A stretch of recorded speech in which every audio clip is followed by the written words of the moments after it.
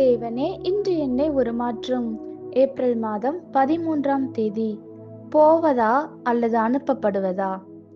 கர்த்தருடைய பிரசன்னத்திலுள்ள வெளியேற பெற்ற ஆசீர்வாதங்களை உணருபவர்களே தேவனுக்காக காத்திருக்க துணிச்சலோடு நேரத்தை ஒதுக்குவார்கள்.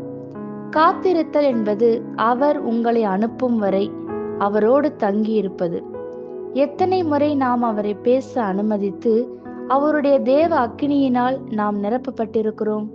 அது சம்பவிக்கையில் நீங்கள் நீங்களாகவே இருக்கவே மாட்டீர்கள்.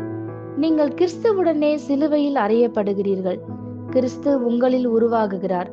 கிறிஸ்துவை போல் நீங்கள் சிந்திக்க, பேச, காரியங்களை செய்ய ஆரம்பிக்கிறீர்கள்.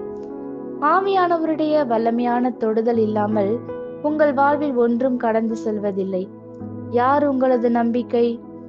நீங்கள் உங்களை உங்கள் பலன், நட்பு, ஞானம் இவைகளின் மேல் சார்ந்து கொள்பவராக இருந்தால், சகலமும் உங்களையே சார்ந்திருக்கிறது என்று தவறான எண்ணத்திற்குள் இருந்தால், ஜெபிப்பதற்கு நேரம் ஒதுக்குவது உங்களுக்கு கடினமாக இருக்கும்.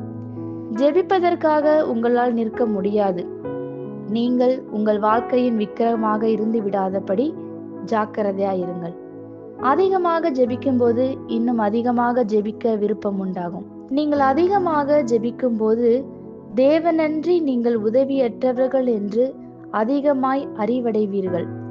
எதுவும் உங்களை சார்ந்ததல்ல என்பதை கண்டு கொள்வீர்கள்.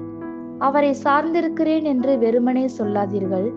அவருக்கு முன்பாக இருக்கிற உங்கள் வாழ்க்கை அதனை நிரூபிக்கட்டும். அவர் நீங்கள் செய்கிற எல்லாவற்றிற்குள்ளும் கடந்து வருவார். ஆமேன். இந்த வார்த்தைகளினால் நீங்கள் ஆசீர்வதிக்கப்பட்டீர்கள் என்று நாங்கள் நம்புகிறோம்.